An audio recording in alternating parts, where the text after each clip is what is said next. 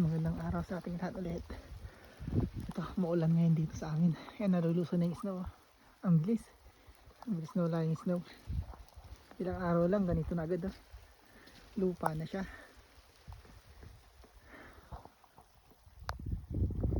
Ayan yung doon yung natin. Yung farm natin. Tignan natin yung yung loob ng greenhouse.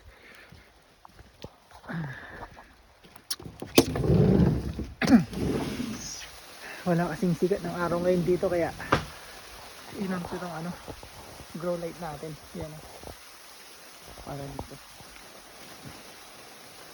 Kung nakikita nyo itong tanim natin dito sa loob ng greenhouse, ito ang ganda. Yan na siya. Ay, ito yan. Yung gitna maganda kasi yung sikat nito, yung grow light, nakapokus siya rito, kaya maganda yung niya, sikat ng dalawang row sa gitna. Yan. Yan siya. Ito yung nagsumibol na rin yung mga seedlings natin sa tray. Yan sila. Ito beans, tapos ito naman zucchini. Ito naman siya, malaki na sila. Ito naman is beets. Ito yung gusto ko, corn. Yan, corn yan, mais. Tumutubo na sila. Tapos ito, ayan yung mahaba niyan hanggang doon, turnips. Yung Japanese turnips. Ito, Japanese turnips din sila.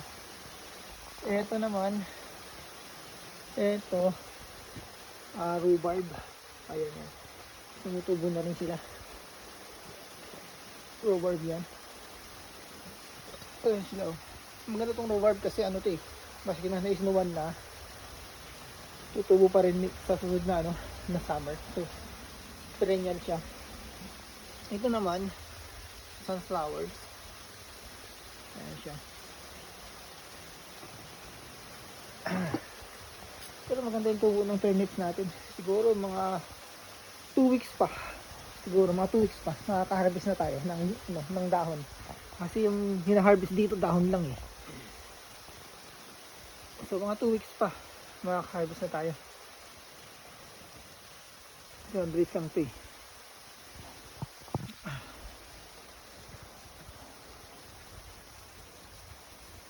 Tapos ito kasi ito sa greenhouse natin pala, hindi tayo naglalagay ng fertilizer ng synthetic fertilizer. So ang ginagamit natin ay organic. Ito yung ginawa natin nung last time, ito organic fertilizer, to liquid fertilizer. Papakita ko sa inyo yung loob niya kasi ayan siya, itsura niya sa loob. Tagal na yan, tagal na to. So nagkakaroon siya ng nag-ferment siya. Pero maganda yung tubo niya. Tinanim natin to ng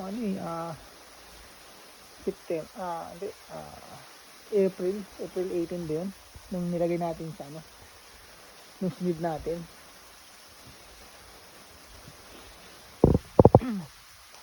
Ayun nga, nakikita yung parang dito, parang yung eto, nasira to kasi malakas yung ulan nung nakaraan. Yung tubig pumasok siya dito sa ilalim nito kasi 4 feet deep kasi ito eh. Yung tubig pumasok dyan sa ilalim dyan. Kasi may tubig pa nga eh. Pumasok dyan yung tubig. So natubigan siya. Yung buhangin pumasok din. Kaya ito, buhangin yan eh. So nasayang siya. Pero buti na kukunti yung nasira. Tapos kasi pangit yung drainage natin eh. Hindi maganda yung pagkaka-drainage ko dyan sa labas. Mayroon pala ditong mababa. Hindi ko napansin. So siguro tatanambawin ko yan siguro sa na araw. Tinambakan ko lang siya sa labas, pero ayusin natin ulit yung drainage natin.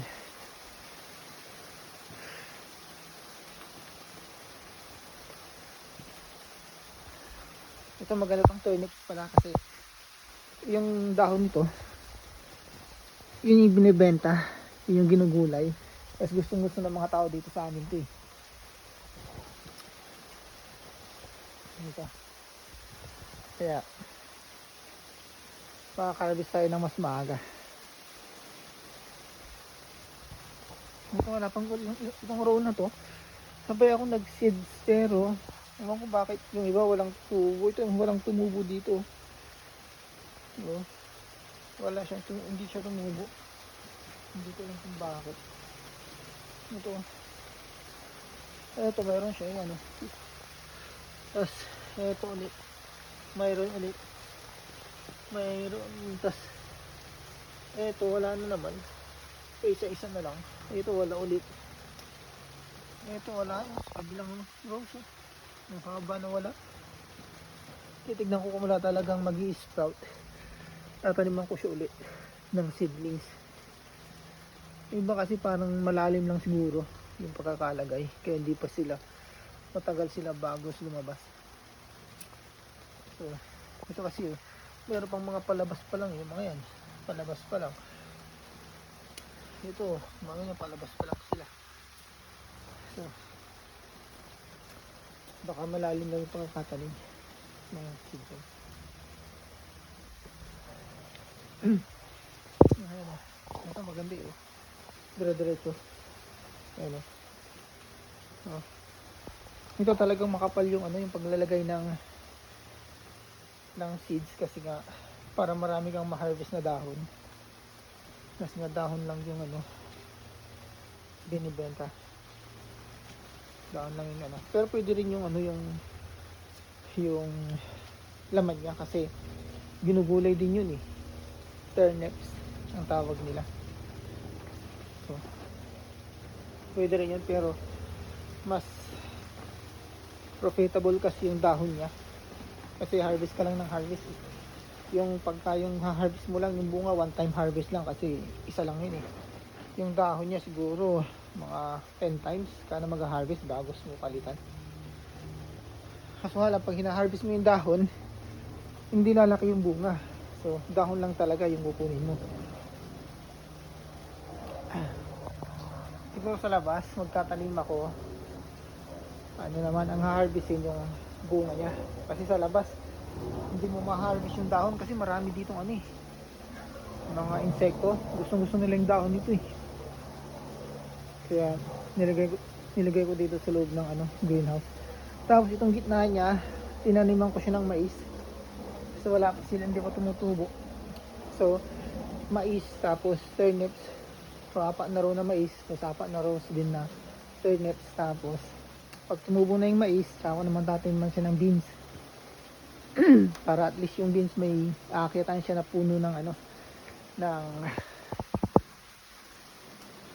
mais. Yun ang plano. Kaya nataniman na natin. Ito yung grow light naman natin na sinasabi ko. Pero ayan. Ayan. Kaya maganda yung tubo niya sa gitna. Kasi yung grow light natin nasa gitna din. So yung nakaka-absorb na magandang sikat ng ano, grow light nasa gitna. Kaya maganda yung tubo niya. Kasi dito walang araw, minsan buong araw walang araw eh. Puros maulap. Tulad ngayon walang sikat ng araw. Kaya nakuha yung grow light. Para makatulong ng konti. So yun na. Maraming salamat ulit.